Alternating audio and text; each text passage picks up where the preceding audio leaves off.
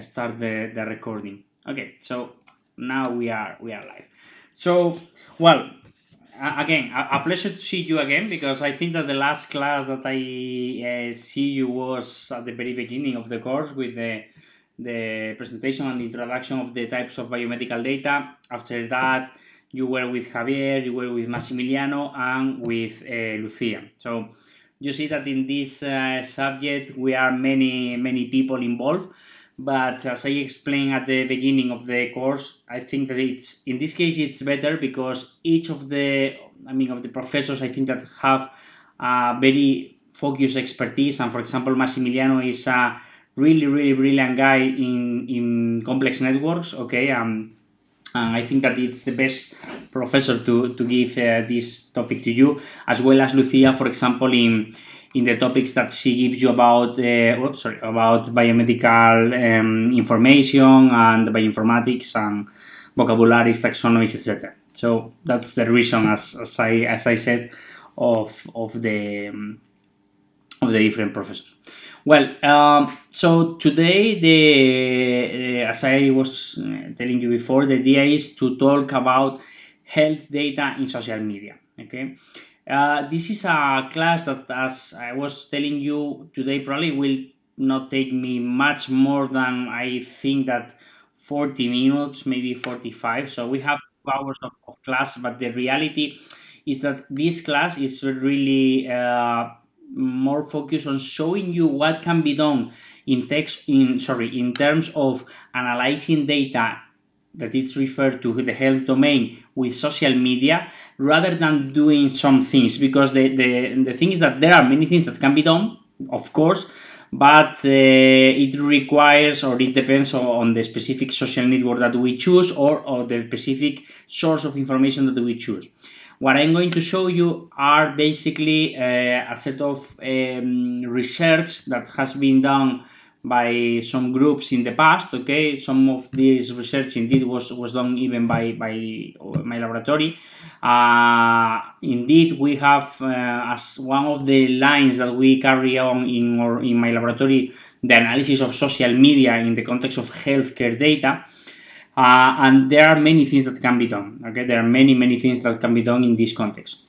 So as I told you, the idea is to give you an overview of some of the things, of course, that are not all the possible domains or aspects that can be covered, but some of the main ones that I think that can be of interest, considering that this subject is about complex data in health. Okay, so the complex data, as we were discussing at the very beginning of the subject, is referred to such data, or this data, that given their nature and given the complexity that it can have for the analysis or for getting any value from it, it's not, let's say, the traditional type of data. And also because the nature or the format or the type of information that we have, it's let's say different in comparison with other types of structured data that I was explaining at the beginning. Okay, so we are not facing typical tabular data in a table or in an Excel file. Okay, it's completely different. So, well, this is these are the contents that I have prepared. Okay, so as you see, there are basically a few points. Okay, that will be covered. And the first thing is that, okay, what is social media? What is and this is a question for you. Okay, so to give some interaction, what do you consider that is social media?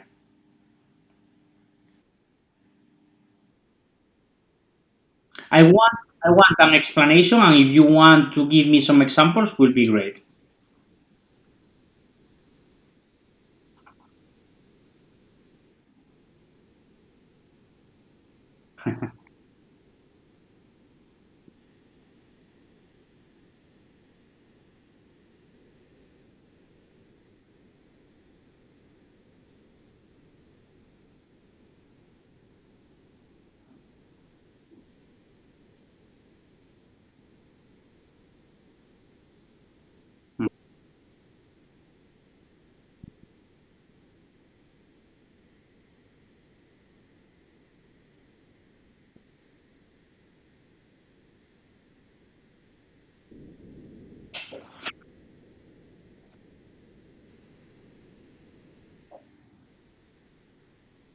Okay, so the first thing that I would like to emphasize is that you mentioned the term platform.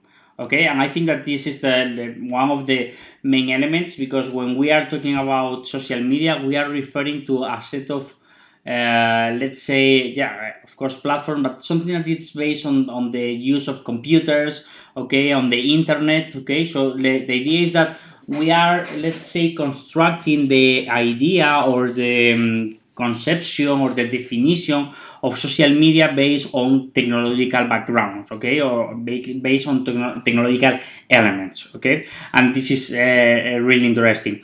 The idea of social is because it's a place where we can make social connections, okay, we can socialize, okay, in the context of the verb, but also we can have some connection that can be of different types. For example, it can be of friendship, okay, or it can be colleagues, it can be workmates, or it can be several aspects or several things.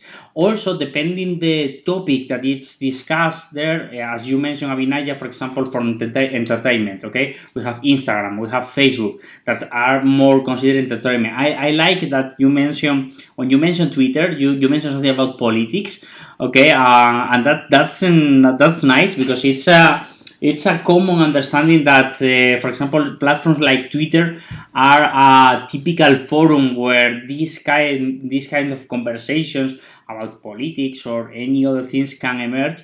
Of course, this is something that can emerge on any platform. You can be on Instagram, and maybe you upload a picture of Donald Trump, saying that he's the best guy and the best politician ever, and maybe you start a discussion about politics. Okay, so the thing is that the reality is that any platform like this can be at some topic, let's say, multi-topic, okay, at some point.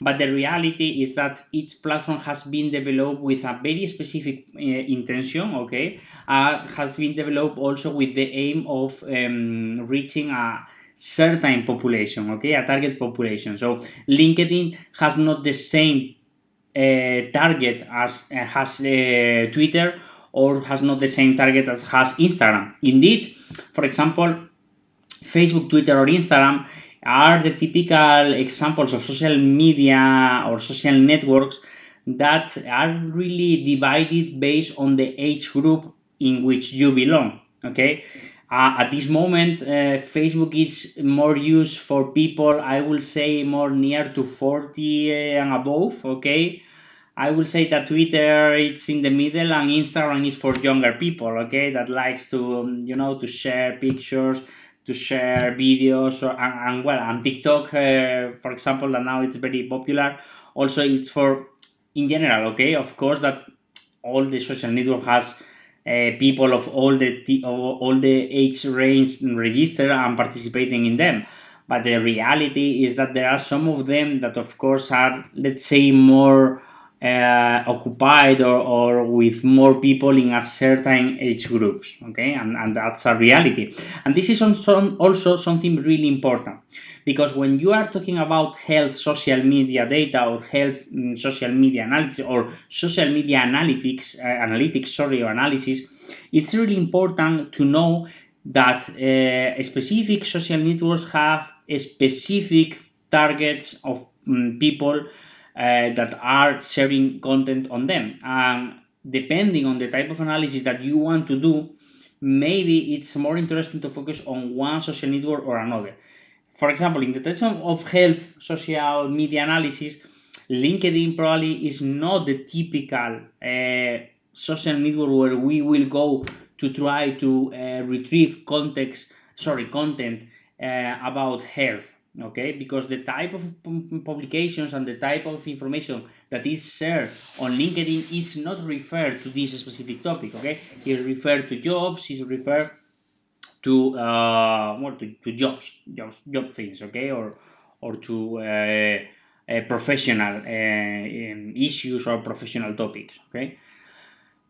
There are, of course, other. I will mention later this. There are specific social networks of on health. Okay, indeed, typical platforms like Patient Like Me, for example, that are focused on patients. Okay, on patients sharing experience, or patients talking about their diseases, or patients interchanging information. And these are, for example, let's say like the opposite of these social networks that are more focused on other aspects like the professional ones.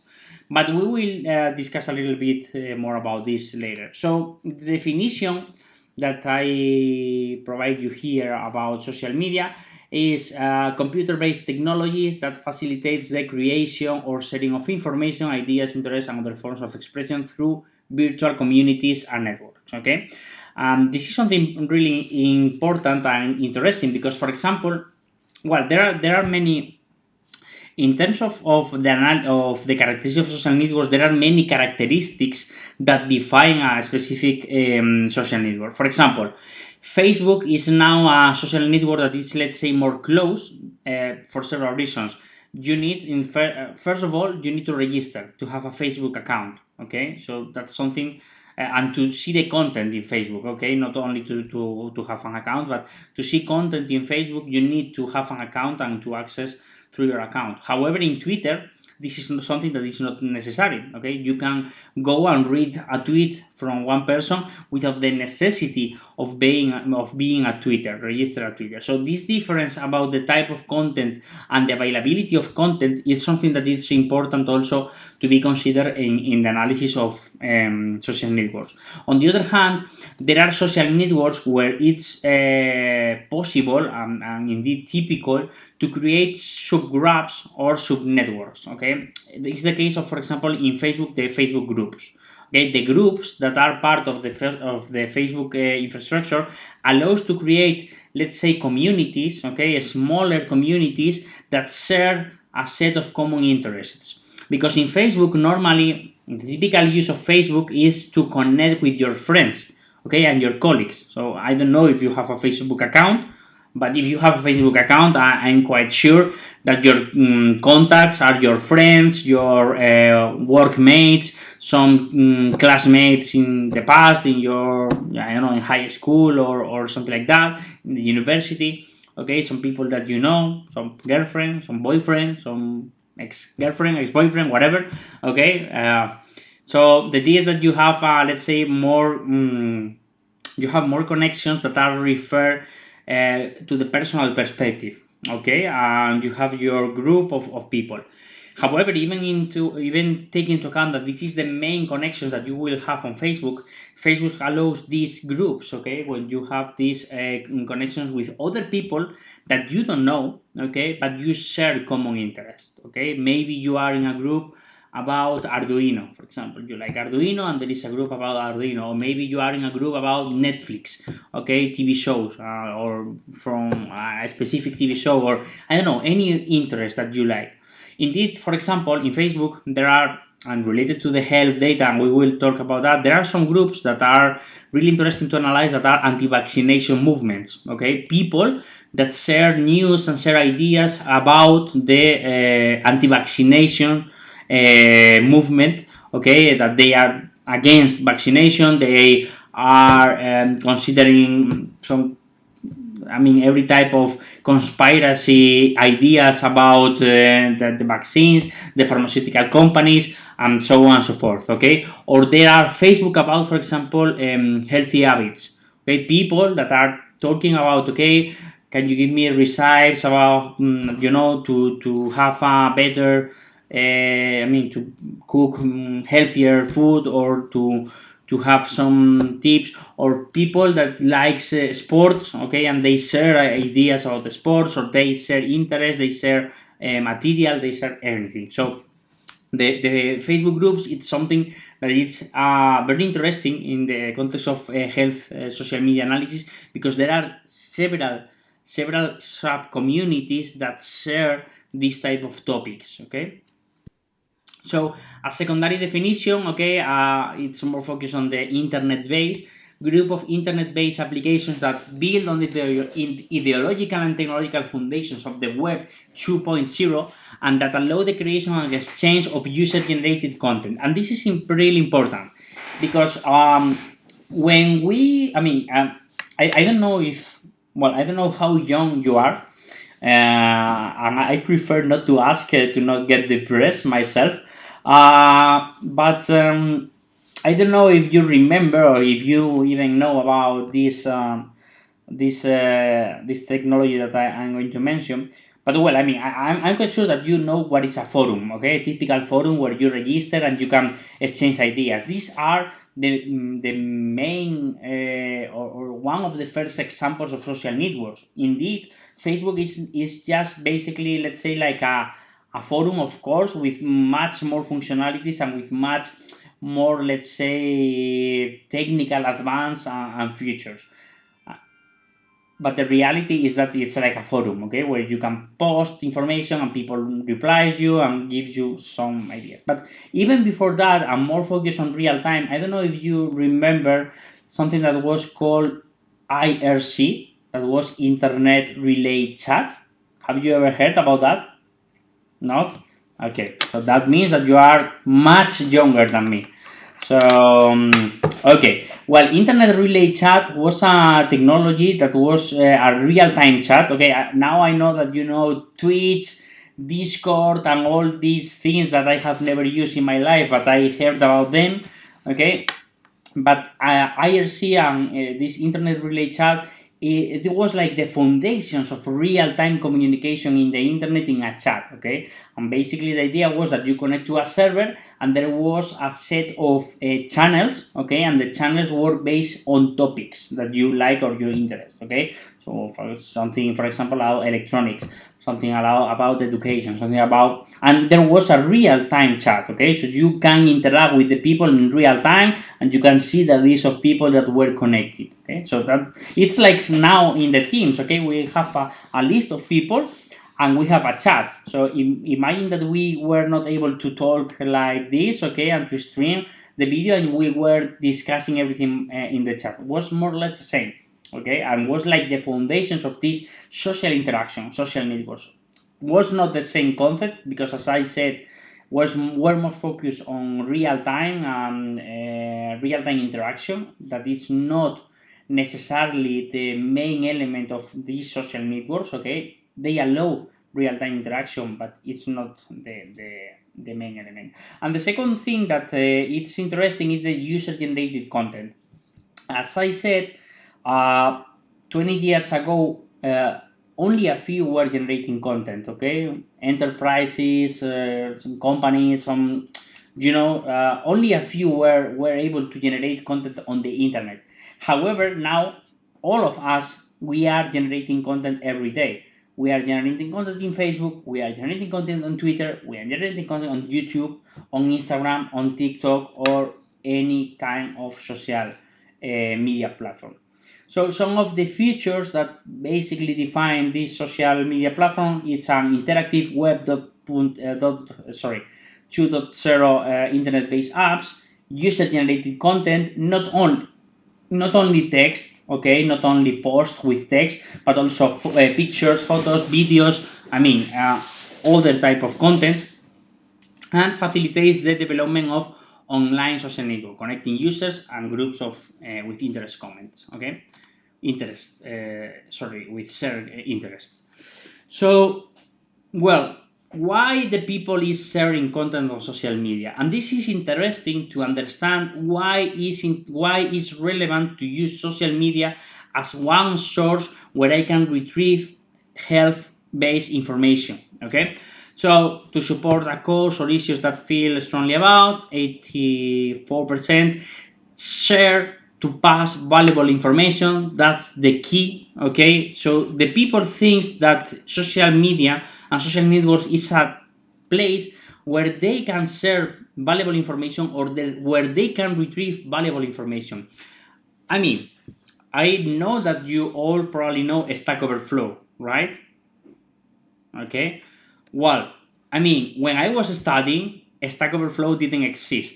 Okay, now you are in a really lucky generation, because if you are facing a problem with your Python code and you don't know how to do a thing, if you are smart enough to think on the appropriate keywords to find or to make the search, probably you will find a guy, okay, a guy that was extremely helpful and provide you the solution. I mean, he or she provide you the code directly of the thing that you were missing, or provide you the direct solution to your problem. Okay, this was something that didn't exist in my time. Of course, that there were forums, but the thing is that they were not so used. Okay, understand me. It's a different moment where internet, of course. I mean, I'm one of the, I will say, first users of internet. Okay, I have a modem in my house that when I connected to internet was like doing this kind of silly sounds. Okay, connecting to the telephone line. But I mean, not so much people were using internet at the time that I started. That was, I think, that maybe with 12 years old or something like that. Okay, so more than 23 years ago. Oh my god.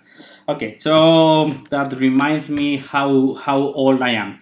The thing is that now it's different. Okay, all the people has internet, even in your phone or in your watch. Okay. I mean, you have internet on all on everything, and it's a completely different paradigm. And the thing is that now it's this idea of the necessity of pass valuable information, or being able to provide something valuable to the community. It's where the social media can have a real impact. Okay, well, so there are other things. Okay, participate and feel involved in things happening in the world. Okay, you want to be connected with the world, with the communities, to interact, grow, get a sense of fulfillment, nurture of relationship, and to stay in touch with others. Probably this is the main idea of the social networks originally, to stay in touch with others. I'm quite sure that you in Facebook have contacts of people that you have never seen during years, maybe from the school, but you still want to have the contact. You need this somehow necessity of keep in touch, even taking into account that you are not interacting with these people. You are not talking with them. You are only seeing their post, and you are not doing anything else. But it's like you have the feeling of maintaining the contact, okay, virtually, because indeed, I mean, maybe you cross with this guy in the street and you will not say hello. Okay, but it's a feeling that we have from a psychological perspective that make us feel better. Okay, and this is something that is also interesting about social media. So there are several, let's say, ideas why the people is sharing content on social media. So the thing is that well, the setting of content at some point is too much. Okay, I always think on this idea of the people that is all the day in social networks. I mean, sharing all the details of his or her life. Like, okay, I'm going to the toilet. Okay, and now I'm going to do whatever in the toilet, or now I'm washing my hands, and now I will go with my girlfriend to. Okay, stop. Too much information. Okay, but this is something that happens. Okay, there is a lot of people that share a lot of some information is valuable, and some other is not so valuable. But the idea of social networks is this: sharing content. Okay, sharing information with your peers. That this information, of course, can be relevant or not. It depends. Okay, but the thing is that this sharing of information even can give us even some problems. I don't know if you see this documentary on Netflix. The title, sorry, I don't remember. Let me the title. Indeed, I put you the sorry the El dilema de las redes. It's in Spanish, but I think that in English has another name. I'm trying to find in English what is the name. The social dilemma. Okay, the social dilemma. So the social dilemma, it's a documentary. Okay, in Netflix. Have you seen it? Any of you? No. Okay. Well, I recommend you to see it. Okay, it's. I mean, I don't know if you are. Let's say, users of social network in a intensive way. I don't know if you use social network very often. If you are The type of people that are connected to Instagram all the time, or to Twitter, or to Facebook. But if you are, well, even if you are not, or if not, okay, in any case, I recommend you to take a look if you have Netflix. I guess that probably you have. All the people now has Netflix, and if not, probably you will find other ways of seeing the movie. Wink, wink. Okay, so I think that you will like, okay, this documentary, because it basically analyzes the impact that is having social network on the life of the people, from several perspectives, from the sociological one to the psychological one, and the real impact on the way of behaving, okay, and the, let's say, the addiction that this type of social network it's creating, okay, because the problem with Facebook, Twitter, and all these things is that sorry, I'm trying to find the word in English. Um, well, I cannot find it. It's like they are making us a set of people or humans that demands constantly an update, or demands constantly to see something new. Okay, what I mean is that you have the necessity, when you start using these social networks so often, you have the necessity of going to check if there is anything new, if there has been any news. You need to go to Twitter to see the new tweets, you need to go to Facebook to see the new post, or you need to go to Instagram to see the new stories, or the new picture of the people. And it's changing how the society and how the humans are behaving. And this is something, for me, this is not directly related to health, okay, well, maybe mental health at some point, but this is something, for me, from a psychological perspective and from a sociological perspective, really interesting, how this is changing our lives. Because I recognize that myself. Sometimes I'm with my phone, okay, maybe I'm seeing the TV, seeing maybe something in Netflix, or in any of these platforms, where it is supposed that you need to be paying attention to what you are doing, right? It's watching the TV at this moment, or maybe I'm reading a book. And I don't realize that at some point I have my phone in my hand, and I'm checking Twitter, and maybe I'm not even reading what is the new content on Twitter, but I'm doing it without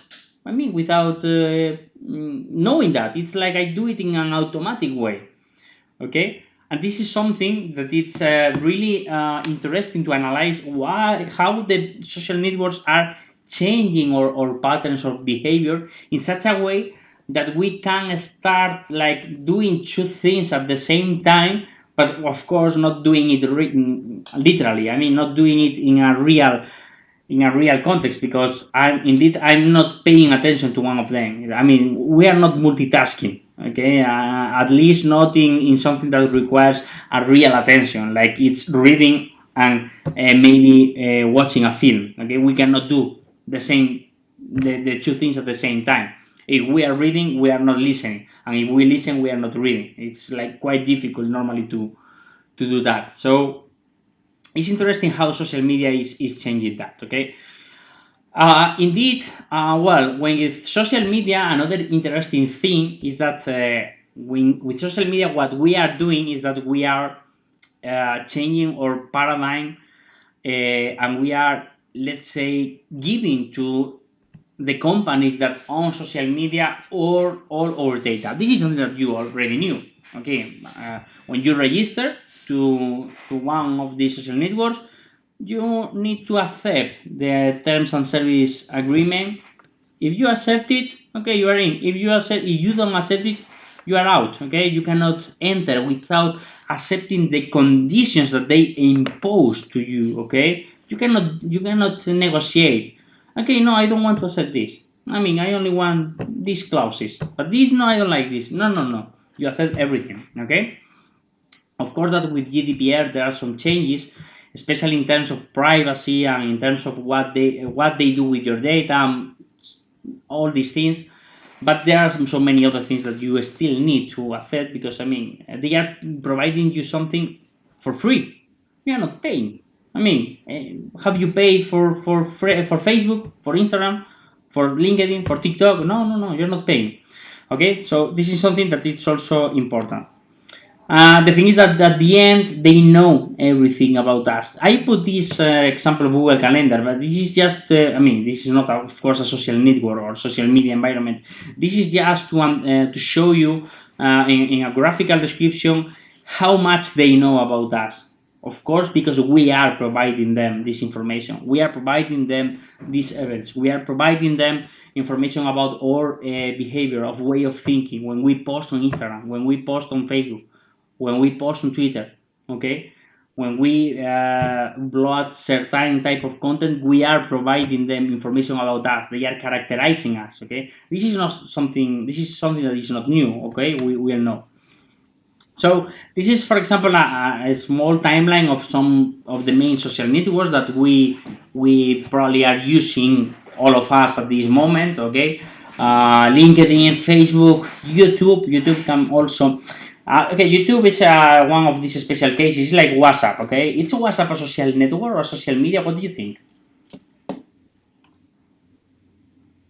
Do you think that is WhatsApp? Yes or no?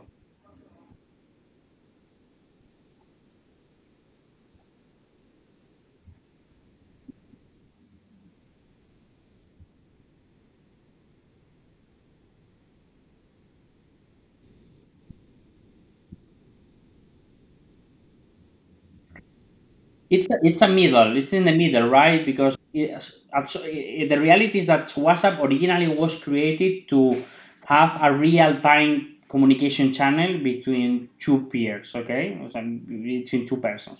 Because the groups of WhatsApp, it's not something that was at the beginning as a functionality, okay. Also, they created the groups, and the groups are groups of people that share common interests or a common topic. Okay, most of the groups that probably you are enrolled in are groups of your friends. Okay, but maybe it's your friends from the school, your friends from the university, your friends from other contexts. So they are categorized in different sub areas or topics, which is something that you can do also somehow in Facebook.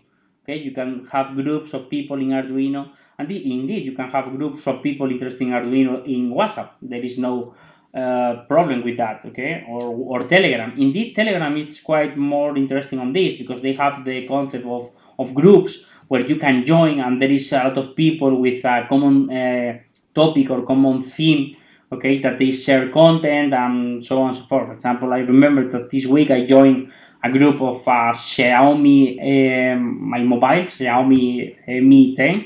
I was looking for some information. I joined a group, or I joined another group about, for example, I'm now studying psychology, so I join a group of people that are studying also psychology. Okay, so common interest, it's more or less the same. The difference is that the type in which the content is presented or generated is different, because it's more based on the concept of a chat, okay, on a real-time chat. But it's somehow also some kind of social network. Okay? So we have several other options. YouTube maybe is less considered, but even you have some subscriptors. You can subscribe to other people. You share content. So the difference between them is basically the type of content that is shared and how the interaction is made. Because in YouTube you don't have the concept of being able to contact with other people like you do in Facebook or you do in Twitter. You upload some content that you can interact with these people through, for example, the comments of the videos and so on and so forth. It's different, okay? It's a different context. Reddit. Okay, really nice example indeed, and really nice source of information. We will talk about Reddit later. Indeed, there are many people doing analysis on Reddit in the context of health data. Now, for example, we are working with some people at Nokia Bell Labs in Cambridge, that they are doing an analysis of the main topics that has been mentioned in Reddit post, okay, about health issues, and what they are aiming to do is to create somehow a classification of the topics that they created and check if this classification of topics maps with real classification of diseases like vocabularies like ICD, UMLS that probably Lucia explained you in previous sessions, and they are doing this through Reddit. Yeah, Reddit indeed is really nice. It's really nice to analyze from a social media perspective. Yeah, really good example, Robin. So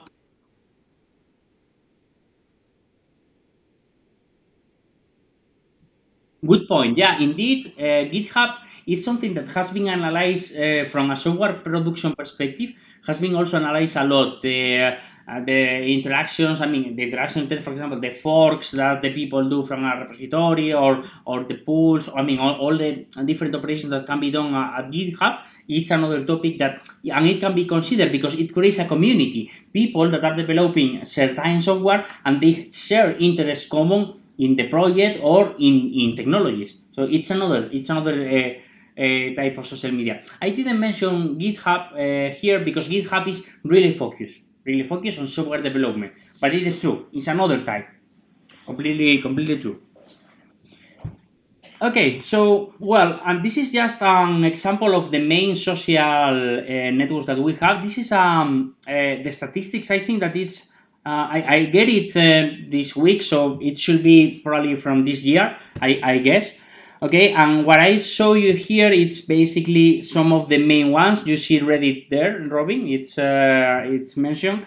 So Facebook is right now the largest in terms of the number of active, well, not active, the number of users that are registered, okay, which doesn't mean necessarily active, okay, and that's interesting and needs to be considered.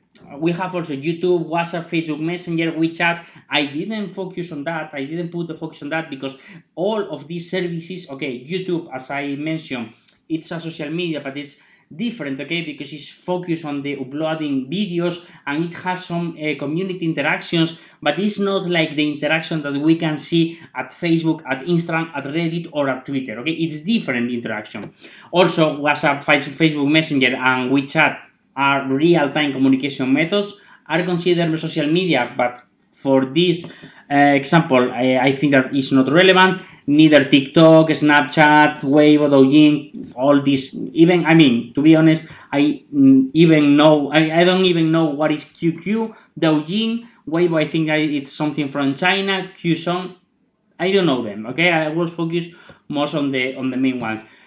Maybe Pinterest is something interesting. Quora, it's also interesting. I didn't mention them, but uh, Quora even probably more than Pinterest because Quora is a place where you can ask questions and people is giving you some answers. Probably you reach Quora at some point in your life searching something on internet or searching something. It's like I would say like an Stack Overflow, but it's not focused on programming at all. It's generalist. Okay, so you can find questions and answers to almost any type of thing. And indeed, maybe Quora, I don't know if in Quora there is some analysis of health related issues, and maybe it's interesting to see or to check if there are something over there and if it's relevant to maybe focus on Quora.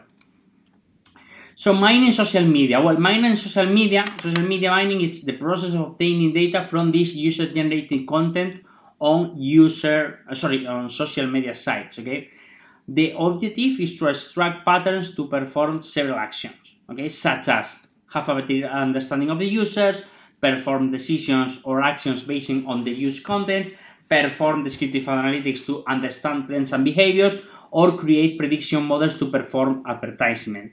These are some of the main ones, okay? There are probably other topics. Social media mining, it's probably a topic that is also really interesting in the context of marketing and in the context of business, okay? Indeed, there are many research over there and many works that have been focused on analyzing the content that the users publish about certain products. For example, imagine that I don't know, Samsung wants to know what is the main feeling that the people has. Oh, no, no, not Samsung. Imagine you know that now Sony released PlayStation 5, right? This week, I think all the people is talking about that. I mean, I don't play consoles. I have a PlayStation 3 that I think that give me my brother, and I think that I played in 2 years 2 times. So I'm probably less than 1 hour. I'm not very fan of video games, but well, I know that exists, and I know that Sony released the PlayStation 5. So imagine that Sony wants to make a market study about the satisfaction of the people that has bought the PlayStation 5 during the first weeks, okay, after the release. One interesting place where they can do that is social networks. They can find all the tweets that mention PlayStation 5, and they can do, for example, sentiment analysis in order to see what are the overall feeling that the people is having about PlayStation 5. Even they can find, for example, let's say problems. They can identify potential problems that can be appearing, because you know that when a product is released, okay, it has been tested, but it is really normal and really typical that some problems can emerge because of different use, because of different conditions, okay. Indeed, we will talk about this in the medical context with the drugs, okay. The thing is that having the opportunity of analyzing this is really valuable. Before social networks, when a product was released, of course, we had the forums where we can, mention, okay, this mobile is not working. Indeed, for example, my mobile, this Xiaomi Mi 10. I was in this Telegram group because I'm facing a lot of problems with this mobile. Okay, and I was trying to find some solutions. So something that I can do is go into Twitter and saying, okay, this mobile is a shit. Please don't buy it because it has a lot of problems. Blah blah blah.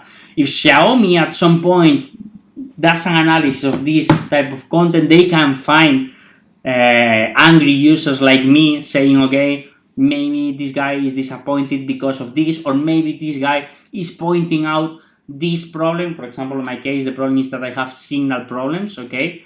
And maybe if they found that not only one, but maybe thousands of users are reporting the same, it's something that is valuable for them, okay, because they can see what is happening in reality.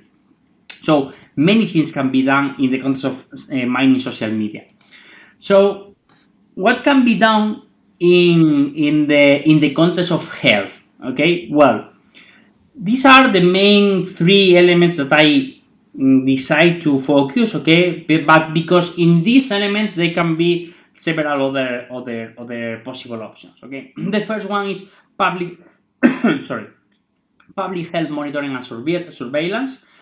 The second one is recommendations in social media and sentiment analysis in social media. Take into account that some of them can be part of the other and can be even subcategories of the others. This depends on how we categorize things.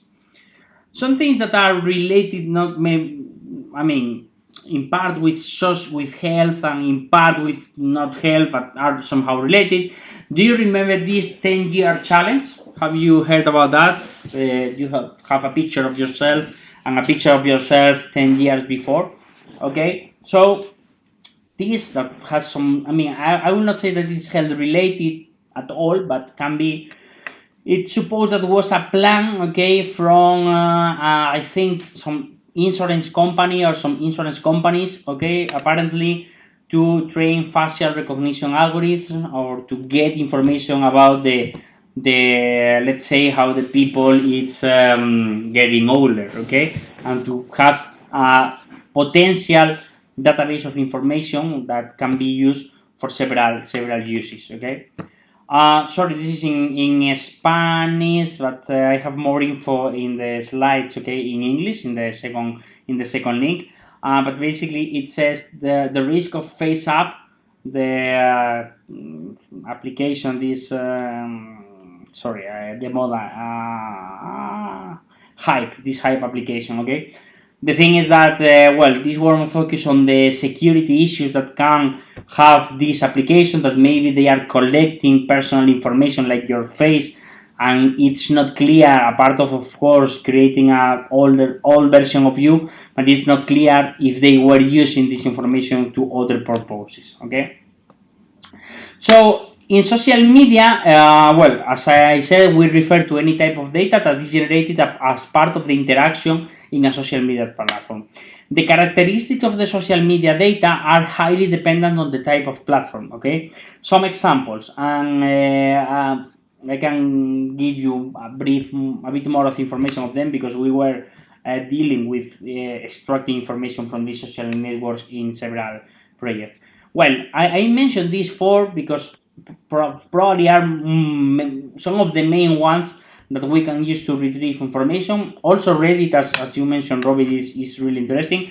But probably as more generalist, and more, let's say, known social networks probably are these ones. Well, in Twitter, the main content that we are facing or we will retrieve is textual data.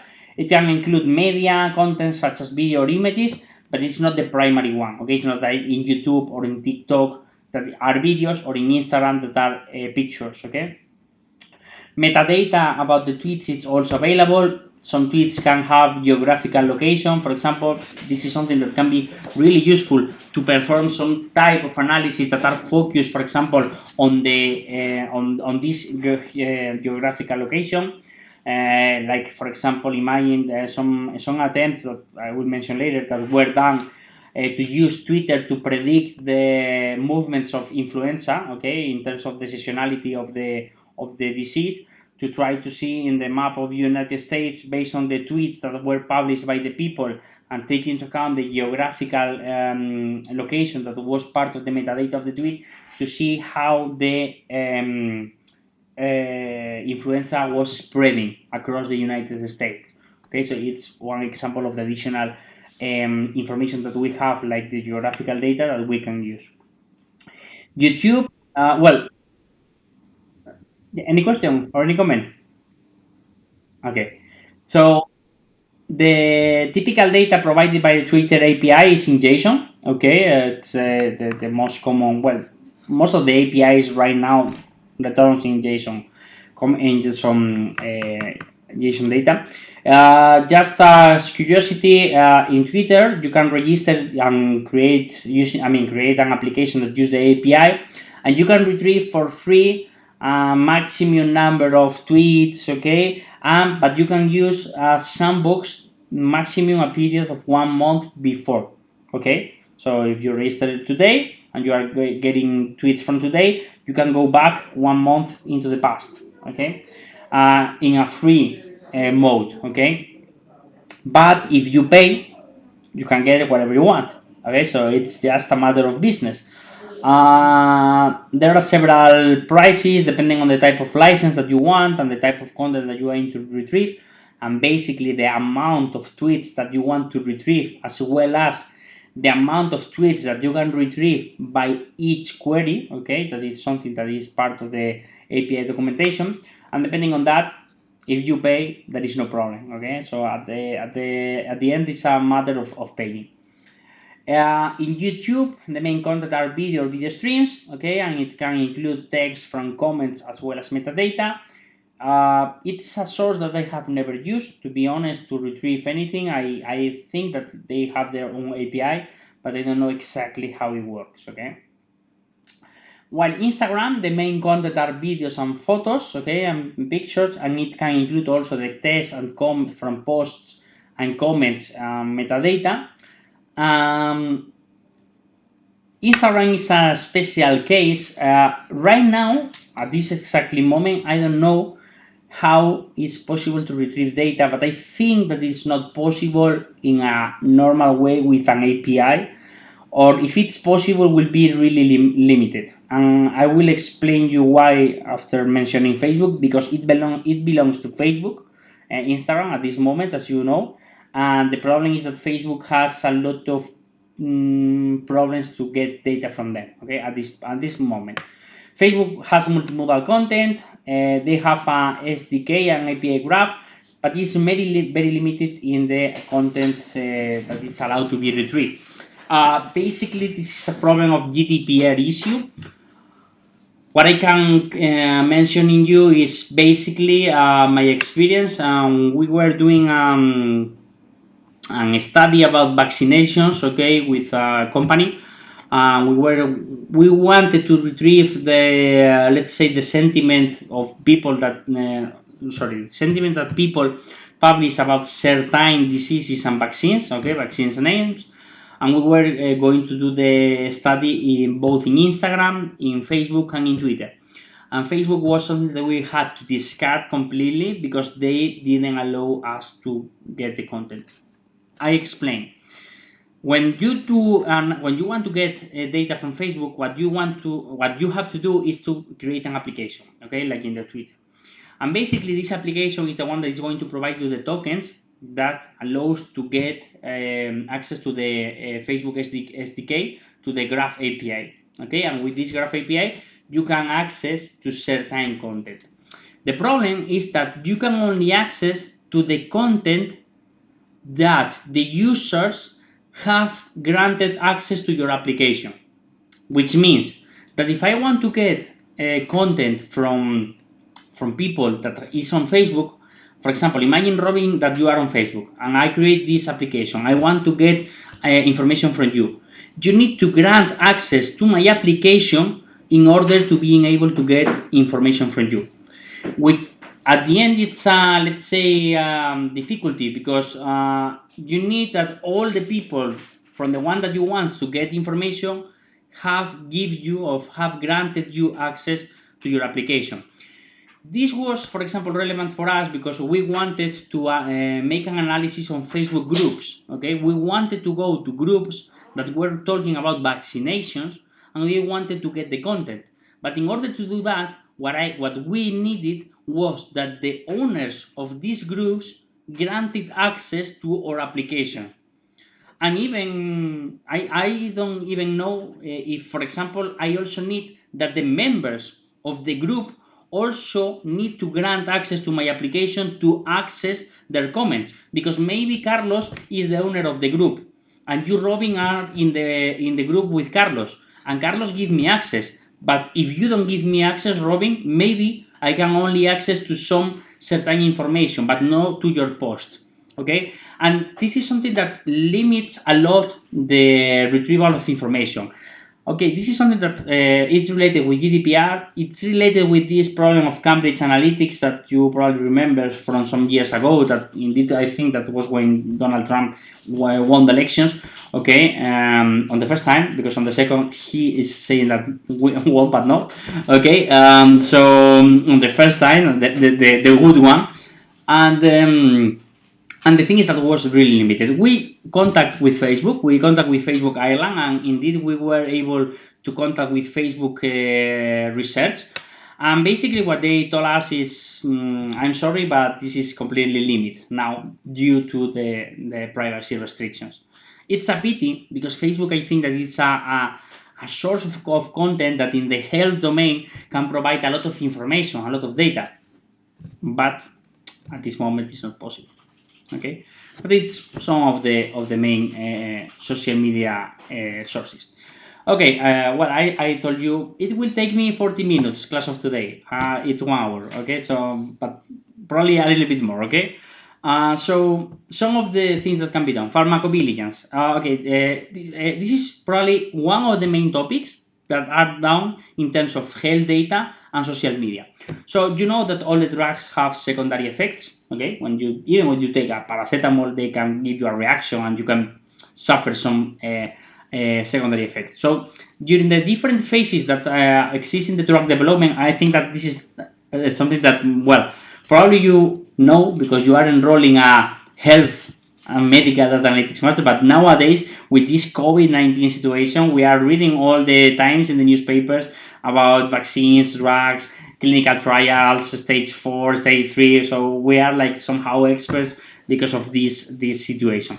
But the thing is that during the development of a drug, adverse effects are reported, okay,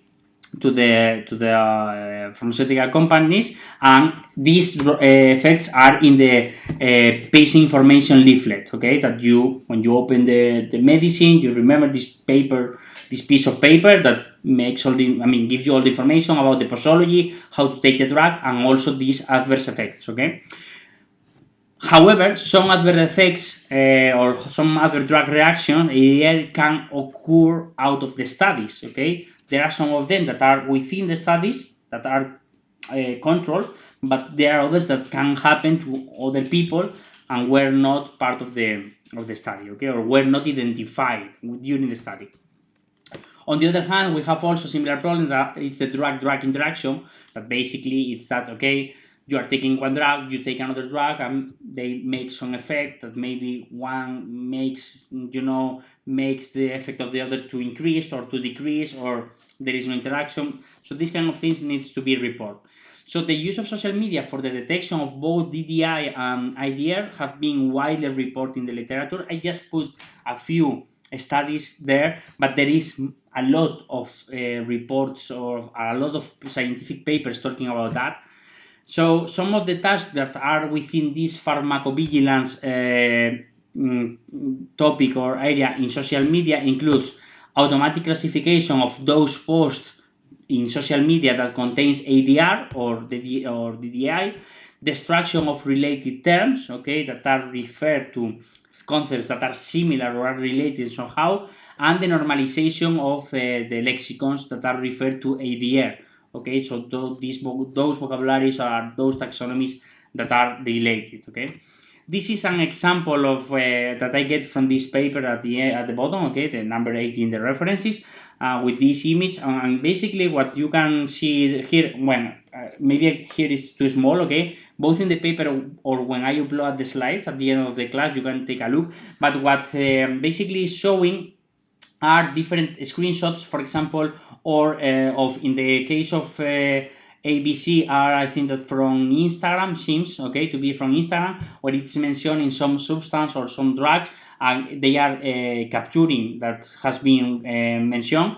Okay, in the second one is in Twitter, and in the third one I think that it's I don't remember right now in where it's. I don't know if it's in a Reddit or where it's in some kind of forum, okay, where it's talking about a specific medication and it's mentioning. It can be some of the effects, or can be some of the interactions, or can be information that is relevant to these pharmacovigilance.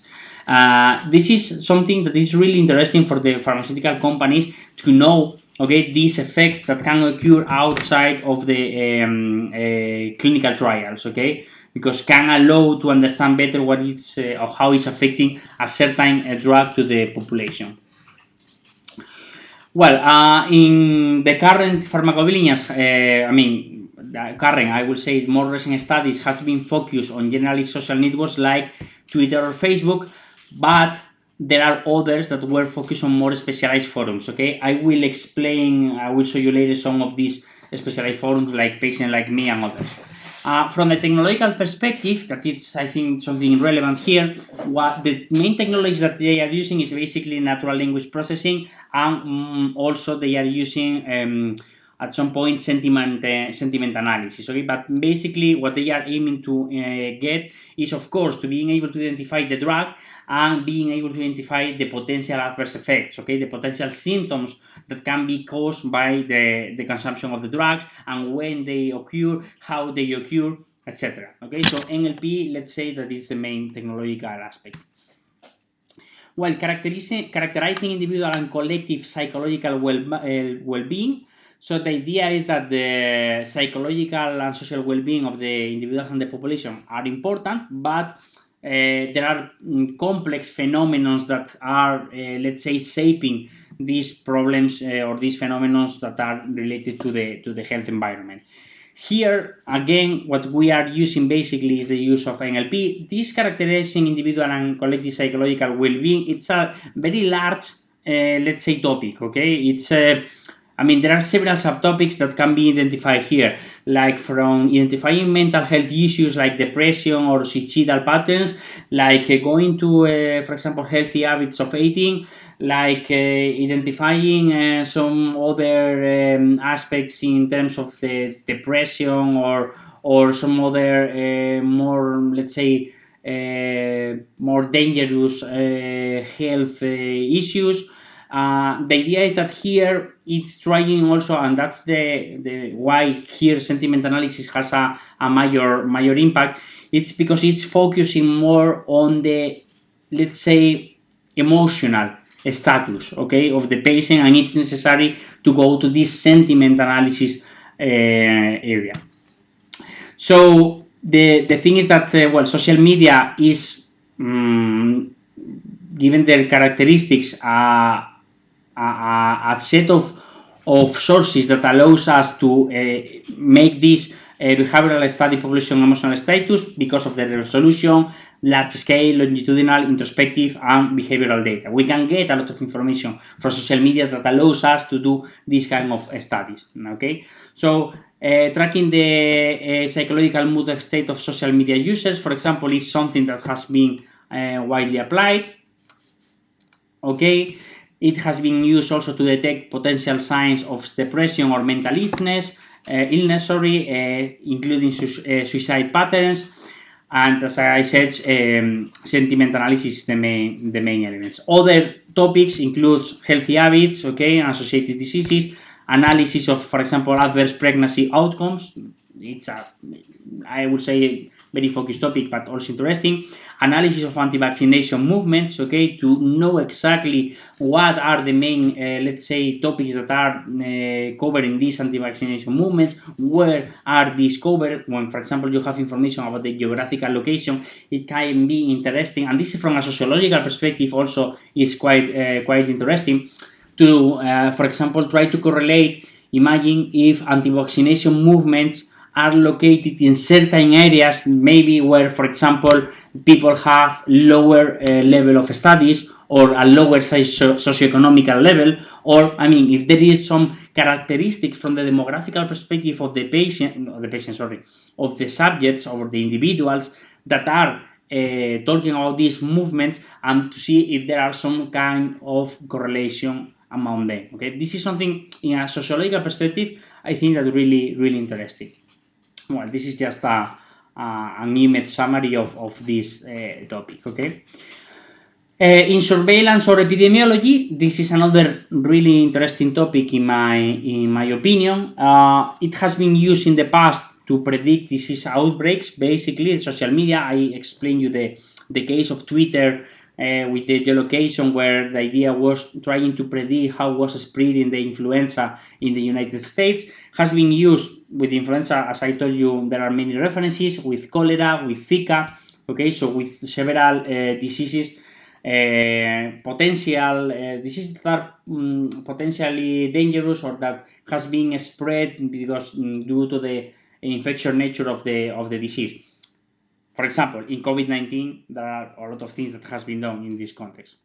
Other potential use of social media, for example, is the correlation, for example, of the vaccination rates by region and the general sentiment analysis of the tweets about those vaccinations. This is something that is also really relevant for the pharmaceutical companies.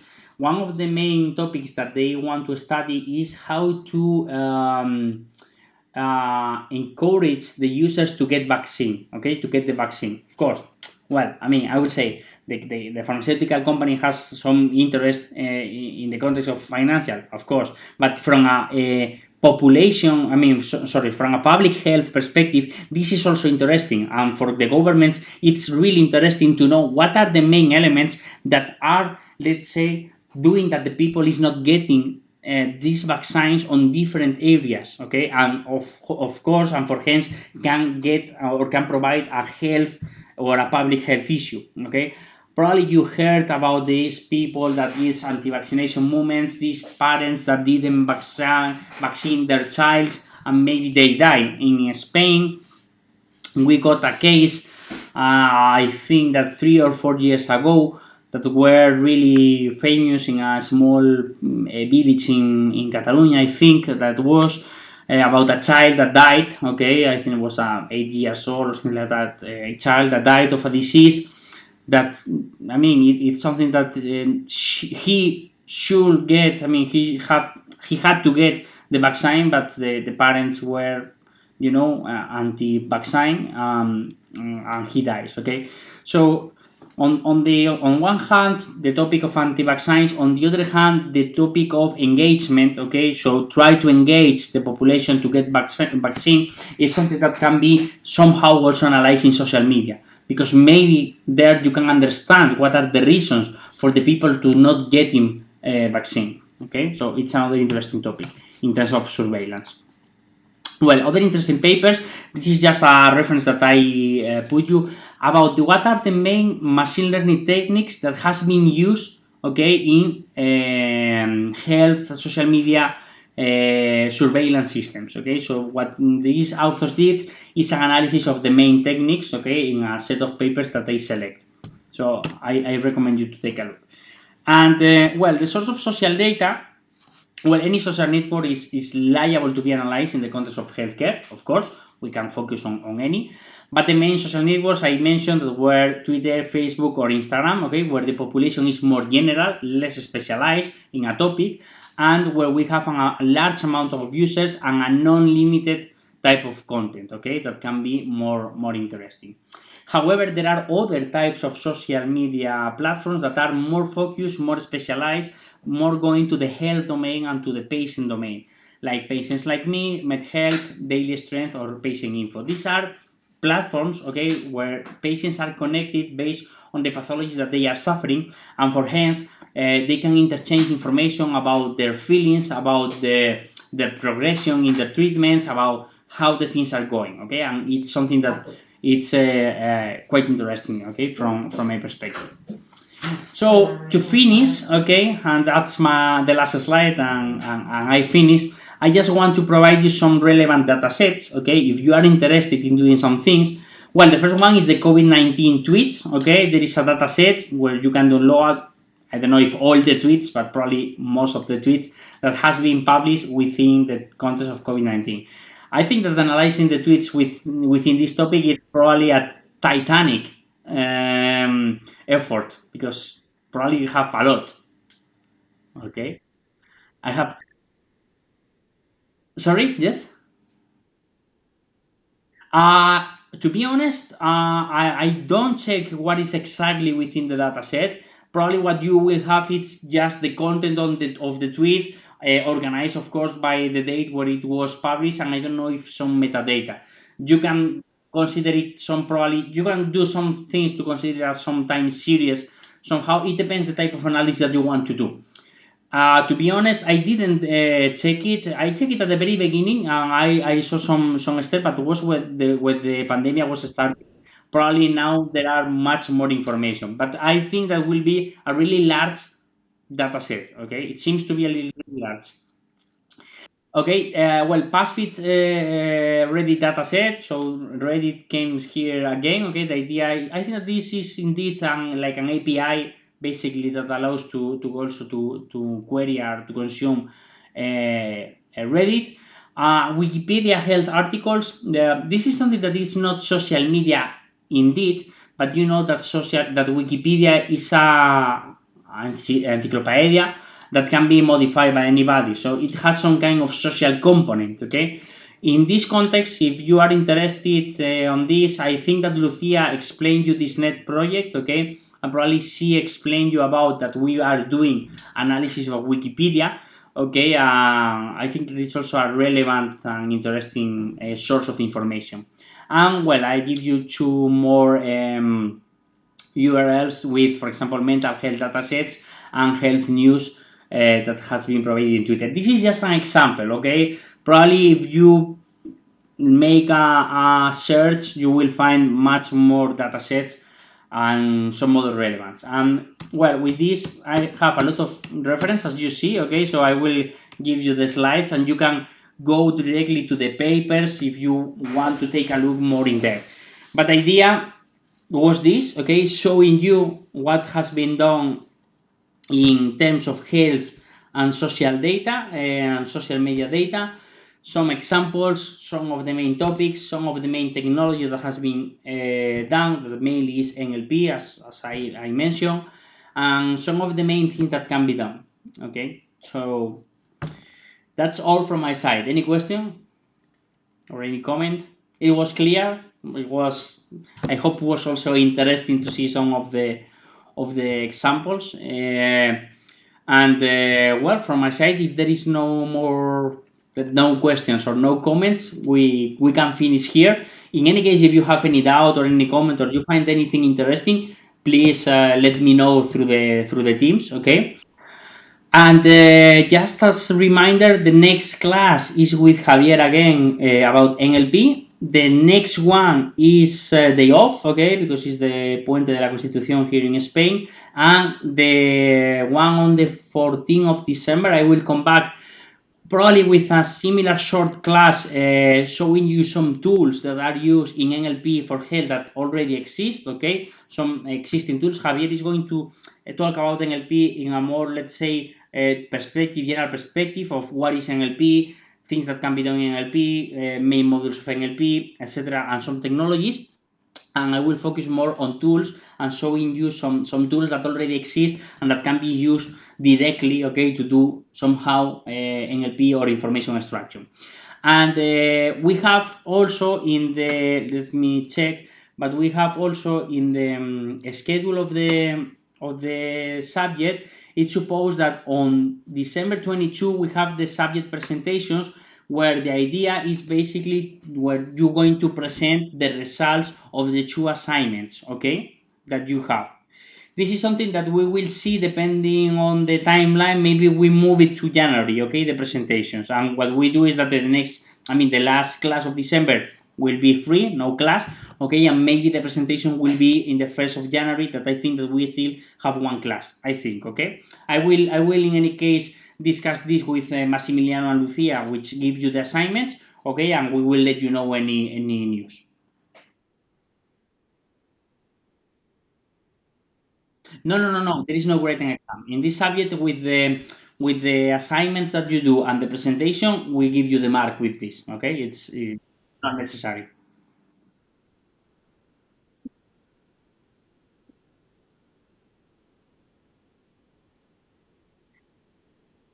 Yeah, it's 20, I think, that in both. Yeah, that's the reason, because I tell you that maybe what we do is that instead of having on 22 the presentations, we move it to January, because maybe it's too short the time between the submission and the presentations. It might be better to have, some days that allows you to prepare, and maybe in January we can set up a day, because the presentation, the idea is to make a presentation of both groups of no more than 15 minutes each group, okay. It's like maybe 8 minutes for the first assignment, 8 minutes for the second assignment each group, so yeah, around like half an hour, okay. And that's all. It's just to show us what you did and the results that you get, okay.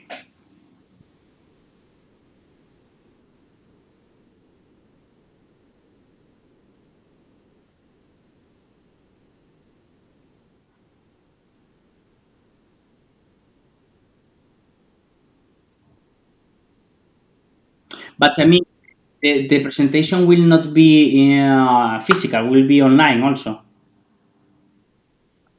I mean, will be through Teams. We don't need to see you face by face. What we do will be through Teams. I mean, if you need a date as soon as possible, I will do my best to talk with Massimiliano and to Lucia and set up the date in January as soon as possible. No problem with that. But just take into account that you don't need to come here to Madrid, or neither to do the grading exam, neither to do the presentation. Okay, there is no grading exam, and the presentation will be through Teams. So no problem with that.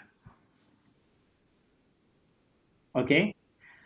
Okay, guys. So we are in touch and we see each other on December. Okay. Okay. Thank you. Bye bye.